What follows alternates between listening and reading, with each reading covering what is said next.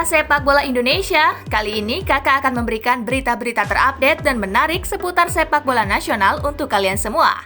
Selamat menyaksikan!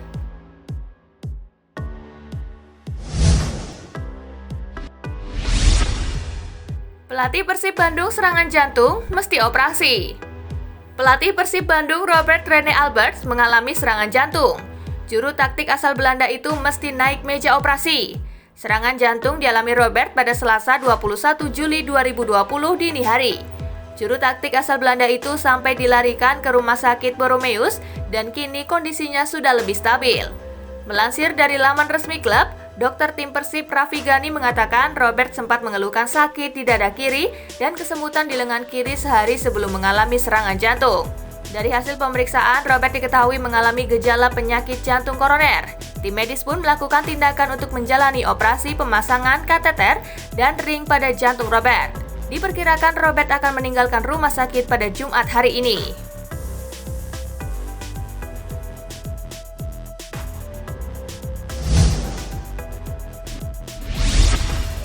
Pemain dari luar negeri dijamin gabung TC Timnas. Ada 6 pemain dari luar negeri yang mendapat panggilan Timnas Indonesia dan Timnas Indonesia U19. Tim pelatih memastikan mereka semua bisa bergabung. 5 diantaranya dipanggil Timnas U19, yakni Witan Sulaiman dari klub FK Ragnik Surdulika, Elkan Bagot dari Ipswich Town U18, Hairul Imam Zakiri dari Polilas Quetta, lalu Brilian Aldama dan David Maulana yang masih tertahan di Inggris setelah program Garuda Select. Egy Maulana Fikri asal klub Lesia Gdansk menjadi satu-satunya pemain Timnas Indonesia senior yang berkarir di luar negeri. Sementara 28 nama pemain Timnas Indonesia lainnya berasal dari klub lokal. Khusus Witan dan Egy, mereka akan menyusul gabung ke TC Timnas karena klub mereka masing-masing masih berkegiatan. Witan dikabarkan masih menjalani persiapan untuk menyambut musim baru, sementara klub Egy Lesia Gdansk bakal memainkan Police Cup melawan Cracovia Krakow. Pemusatan latihan Timnas Indonesia dan Timnas U19 akan digelar di Stadion Madia Senayan, Jakarta mulai hari Sabtu 25 Juli. Sebelum memulai latihan, tim pelatih, seluruh pemain dan staf Timnas Indonesia akan menjalani swab test terlebih dahulu.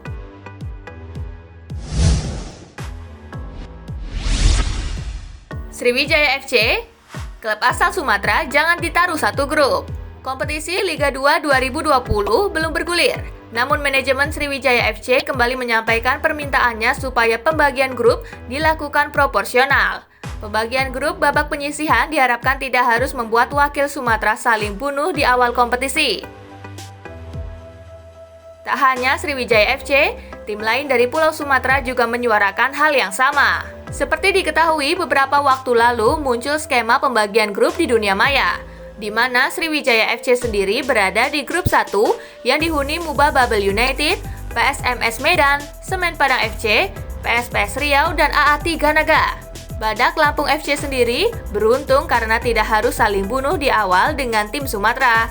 Itu karena Badak Lampung FC bergabung di grup 2 bersama klub-klub dari Pulau Jawa. Meski PSSI dan PT LIB belum memberikan pengumuman resmi, tetapi Sriwijaya FC dan tim lain telah coba merespon jika skenario yang beredar di dunia maya supaya tidak terrealisasi.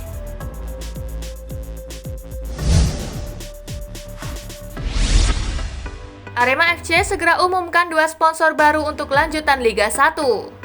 General Manager Arema FC Rudi Widodo segera mengumumkan 2 sponsor baru yang akan ikut mendukung finansial klub di lanjutan kompetisi Liga 1 2020 mendatang. Satu dari 2 sponsor itu bergerak di bidang otomotif, yakni sebuah retail mobil dengan merek terkemuka yang berada di Kota Malang. Sementara itu, sponsor kedua yang segera diperkenalkan ke publik bergerak di bidang media, yaitu situs berita olahraga yang tengah naik daun dan menghiasi jersey sejumlah tim di Liga 1. Praktis bergabungnya 2 sponsor itu cukup melegakan bagi Arema FC yang ikut terdampak pandemi virus corona COVID-19. Arema FC sendiri sudah menjalin kerjasama dengan 4 sponsor dalam menopang finansial di Liga 1 musim ini. Keempatnya bergerak di bidang bisnis berbeda dan sudah terpampang jelas pada jersey yang digunakan Jonathan Baumann dan kawan-kawan.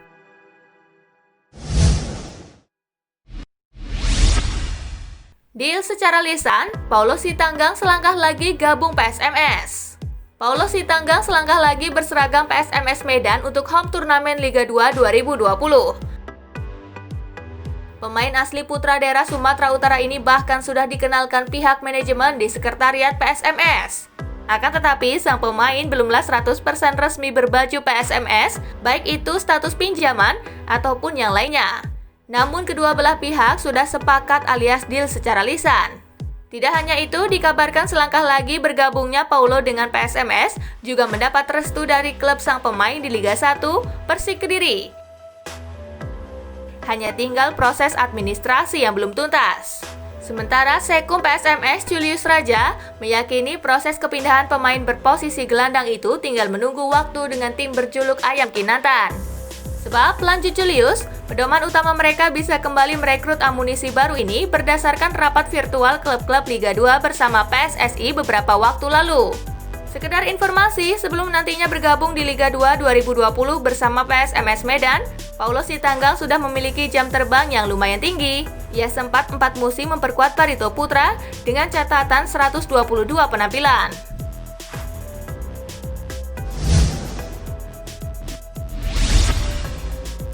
Pemain Timnas Indonesia Senior dan U19 bakal menjalani swab test hari ini. PSSI berencana menggelar swab test untuk seluruh pemain Timnas Indonesia Senior dan U19 pada Jumat 24 Juli 2020.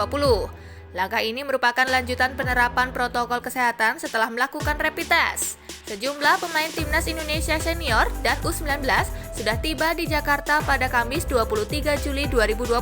Para pemain langsung menjalani rapid test sebagai proses penerapan kesehatan awal. Rapid test dilakukan oleh Dr. Syarif Alwi. Tak hanya para pemain, rapid test juga dilakukan kepada seluruh jajaran pelatih dan ofisial dari Timnas Indonesia Senior dan U19.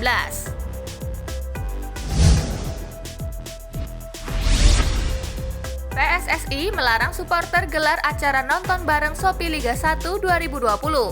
Ketua Umum PSSI Muhammad Iriawan meminta supporter seluruh klub peserta Shopee Liga 1 2020 tidak menyelenggarakan kegiatan nonton bareng. Muhammad Iriawan berharap aturan itu bisa dilakukan demi kelancaran seluruh pertandingan musim ini. PSSI menggelar pertandingan Shopee Liga 1 2020 secara tertutup. Artinya, pertandingan digelar tanpa kehadiran penonton di stadion.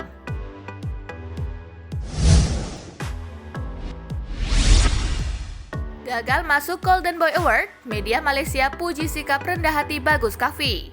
Pemain andalan Garuda Select dan Timnas Indonesia, Bagus Kahfi, mendapatkan pujian dari media Malaysia karena sikap rendah hatinya.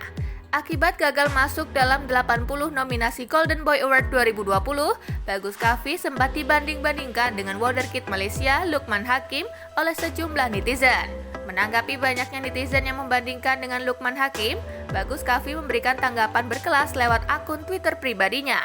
Bagus Kahfi langsung bersikap rendah hati dengan menganggap bahwa Lukman Hakim jauh lebih bagus dan layak dari dirinya. Diketahui Lukman Hakim masuk nominasi Golden Boy Award 2020 karena prestasinya pada ajang Piala Asia U16 2018 dengan sukses meraih gelar top skor dengan mencetak 5 gol dalam 2 laga. Kini Lukman Hakim bersaing dengan pemain muda top Eropa seperti Erling Haaland, Ansu Fati, Takefusa Kubo, hingga Phil Foden. Bahkan saat ini wonderkid Malaysia Lukman Hakim terpantau unggul sementara dalam voting dengan total memperoleh 10% suara di situs Tuttosport.